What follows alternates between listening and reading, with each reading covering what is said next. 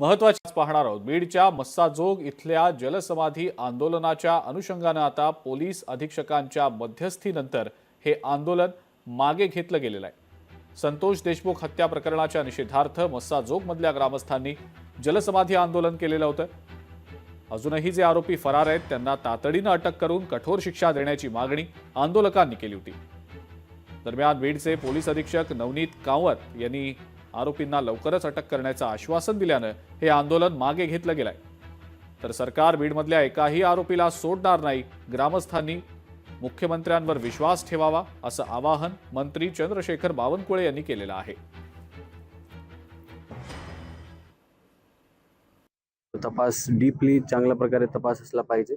आरोपीचा इन्व्हॉल्वमेंट कुठे कुठे आहे त्याच्या बाबतीत तपास झाला पाहिजे। डिटेलमध्ये चर्चा झाली, महिला मंडळीशी सोबत पण चर्चा केलेली आहे, पुरुष मंडळीसोबत चर्चा केलेली आहे आणि नक्की आपला बीड पोलीस तर्फे आमच्या जो एफर्ट्स आहे ते पूर्णपणे 100% एफर्ट चालू आहे। त्याच्यामध्ये जो बाकी उरलेले 3 आरोपी आहेत त्यांना लवकरात लवकर अटक होईल आणि त्याच्यामध्ये आपला जो तपास आहे ते आपण प्रामाणिकपणे करू। सर 10 दिवसाचं आपण सांगितलं होतं की 10 दिवसावर 10 दिवस लोकांनी आम्हाला सांगितलेलं आहे, तो आपण प्रयत्न केले तर असं पण होऊ शकतं की 10च्या आत पण येऊ शकते। आपला जो एफर्ट आहे 100% चालू आहे। माझी पूर्ण टीम गुन्ह्याच्या पाठीमागचे जे उरलेले आरोपी आहेत त्यांना अटक करण्यासाठी माझी पूर्ण टीम चालू आहे। माननीय देवेंद्रजींनी या ठिकाणी इतकं स्पष्ट आणि योग्य पद्धतीने तपासाचं काम सुरू केलं आहे। मी गावकऱ्यांना विनंती करेल की देवेंद्रजीवर आणि आमच्या सरकारवर विश्वास ठेवावा, आमच्यावर विश्वास ठेवावा। माननीय देवेंद्रजींनी सांगितलेलं आहे, आमच्या मुख्यमंत्री मोदयांनी सांगितलेलं आहे की या तपासामध्ये आम्ही अंतिम करू आणि कोणालाही सोडणार नाही।